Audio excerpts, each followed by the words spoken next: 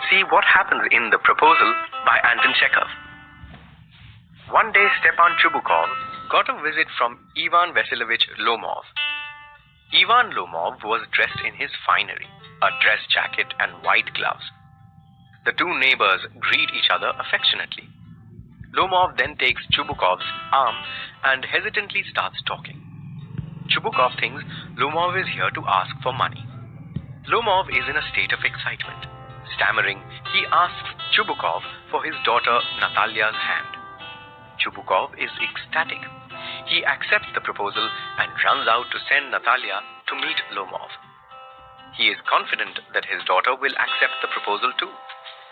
After Chubukov leaves, Lomov thinks to himself. He feels that he needs to decide and not think too much. Otherwise, he will never get married. Natalia, he feels, has all the qualities of a good wife. She is an excellent housekeeper, not bad looking, and well educated. Besides, he is 35 and has a weak heart. He ought to settle down and lead a quiet life. At this point, Natalia enters. She makes Ivan comfortable and asks after him. Ivan hesitatingly and nervously begins to say why he is there. Instead of getting straight to the point, he starts talking about their childhood and the warm relationship between their families. He also points out that they are neighbors too. His oxen meadows touch their birchwood trees. Natalia interrupts him here. She asserts that oxen meadows belongs to the Chubukovs and not the Lomovs. Ivan disagrees strongly, and thus begins a long argument between Natalia and Ivan about the ownership of oxen meadows. Ivan believes that his grandmother had allowed some peasants of Natalia's great-grandfather to settle on the land in exchange for laying bricks for her. Natalia, on the other hand, tells him that oxen meadows had always been part of their estate. The argument gets louder and louder, and Natalia threatens to send her mowers to oxen meadows on the same day. Lomov feels agitated. He clutches at his heart, but he does not back down. Natalia's father, hearing the commotion, enters the room. Natalia asks her father to settle the matter. Chubukov, of course, agrees with his daughter. And thus starts a new round of argument between the two Chubukovs and Lomov. Lomov threatens to take them to court. Chubukov, in anger, abuses his family. Lomov feels his arm going numb. Angry and agitated, Lomov stumbles out the door.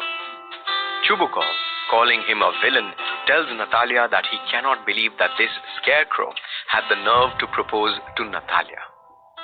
Natalia is horrified when she realizes what she had done. She cries out hysterically and tells her father to call him back. Chubukov is alarmed to see his daughter's state. He leaves and sends Lomov back. Natalia greets Lomov affectionately and tells him that Oxen Meadows is his.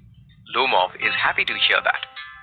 Lomov then tells her that his dog has gone lame. He laments the fact that he paid 125 rubles for him. Natalia feels that the amount was too high.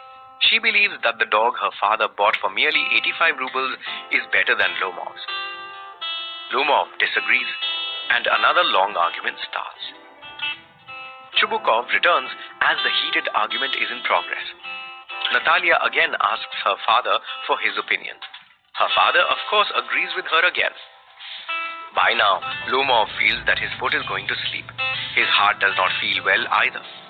Chubukov and Natalia continue arguing with Lomov. They even begin to tease him. Lomov, unable to bear it anymore, collapses. Natalia screams. She believes Lomov is dead. Chubukov looks around wildly, shouting for a doctor. In panic, he seizes a glass and brings it to Lomov's mouth. To their surprise, Lomov starts moving. He's not sure where he is. Chubukov quickly tells him that Natalia is willing to marry him. He tells his daughter to kiss him in agreement. Lomov is now fully awake. He is happy that Natalia has agreed to marry him. Natalia is also happy, but she is unwilling to lose the argument. She reiterates that her dog Squeezer is better than Lomov's guess. Lomov too refuses to give in and insists that Squeezer was worse. As for Chubukov, he wanted to avoid another argument. He quickly shouts